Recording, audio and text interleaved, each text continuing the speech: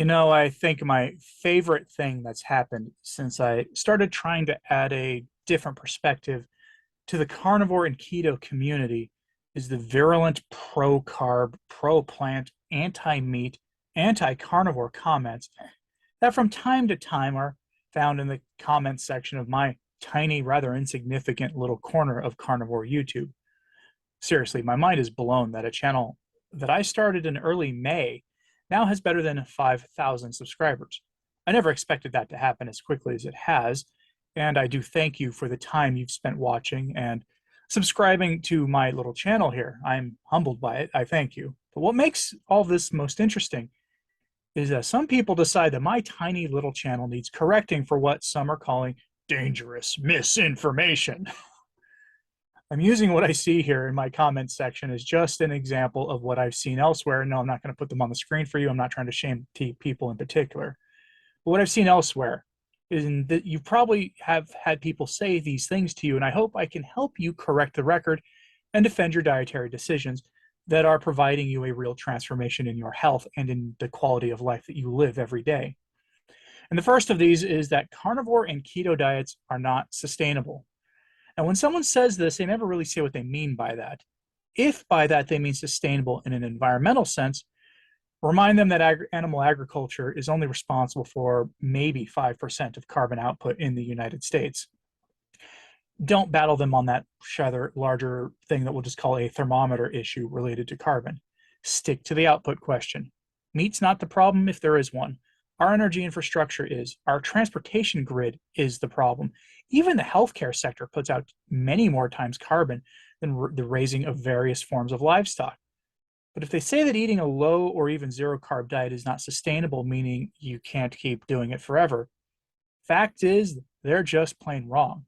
There are numerous examples in our community of carnivores and people who do keto and ketovore and the rest who have been strict carnivore or any of those others for 10 years, 20 years, or even more. And guess what? They're thriving. They're in great health. They have bodies most people would be jealous of and have none of the health problems that most people their age have to deal with. How many prescriptions are you on? I'm on zero. Just the thought. It turns out that the proper human diet is, well, the proper human diet. Plus, for those rare times in life, having a sweet item may be called for. Capitalism as a system has done what it always tends to do.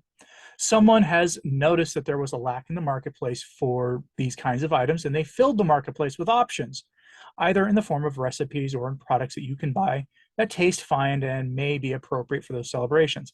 To be clear, I am not endorsing keto treats at all.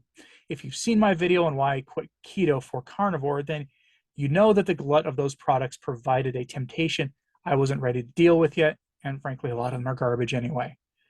Now, many will say that if you're carnivore, you can't eat any of that stuff, and that is mostly true, but I have seen Dr. Baker talk about having a piece of cake, plain old-fashioned cake, at a child's birthday party.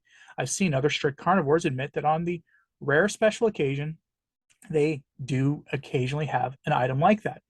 It's just not advised to do so if you're in the healing phase or the weight loss phase of your carnivore journey, and others will tell you that there are never any times where you should stick carbs down your neck. I will tell you that's absolutely true, but all this requires discipline if you're going to do it. Anyone who says it's not sustainable probably lacks the discipline to have a successful diet themselves, to stick to something strict.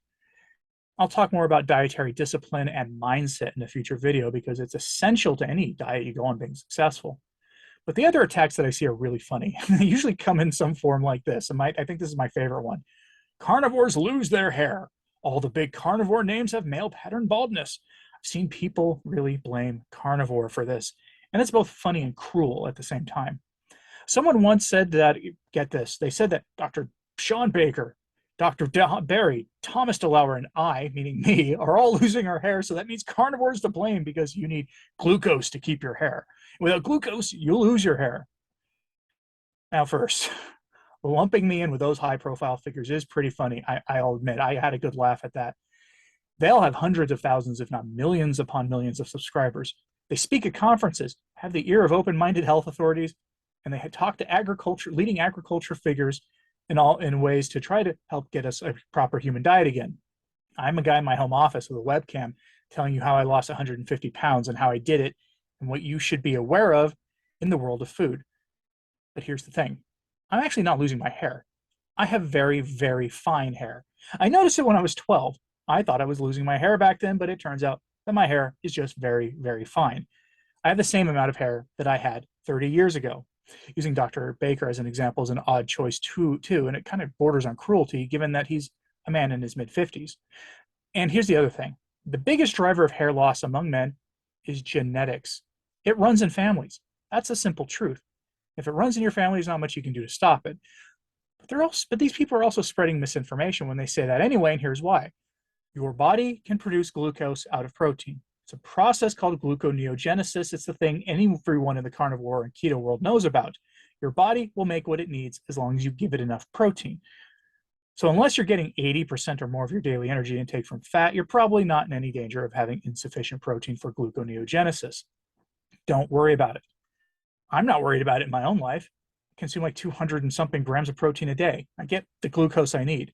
If you're losing your hair on the carnivore diet, I have a video on that topic and I plan to do a follow-up to it. But this diet, if properly balanced, won't cause you to lose your hair. And carbs aren't going to bring it back either. Carbs have nothing essential in them.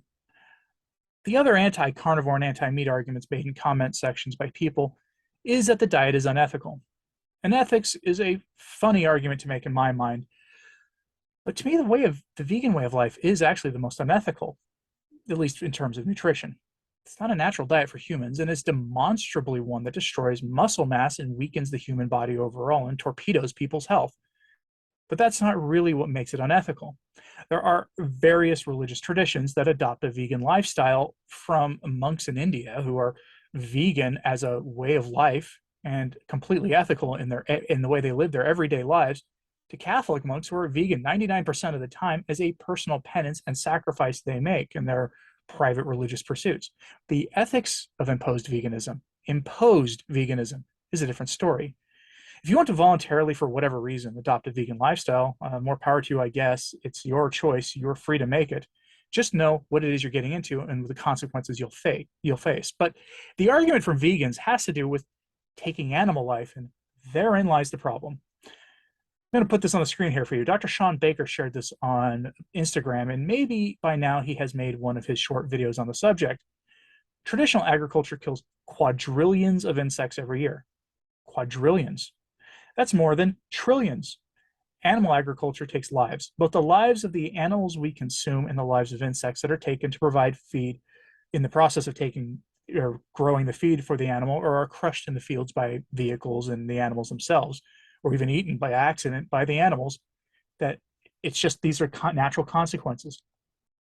But the difference is this: those who advocate for eating meat are willing to admit this. We're not going to lie to you or to anyone else, including ourselves, about this. For you to eat, something has to die. And some studies suggest that even plants have a rudimentary awareness and intelligence, that they're aware when they're being eaten or harmed. Something has to suffer for you to eat. It's a simple fact of life, folks. What other anti-carnivore rhetoric have you seen hurled in comments or on social media posts or to your face? I mean, what insults have you seen? Have you received? The hair one is a pretty low one to me, although it's kind of funny at the same time, given the genetic drivers of hair loss, and frankly, it's a stupid argument to be made anyway. But I'm curious what you've seen, so let me know in the comments. Please like and subscribe if you haven't. It really does help. I'm Anthony Stine, and thanks for watching today.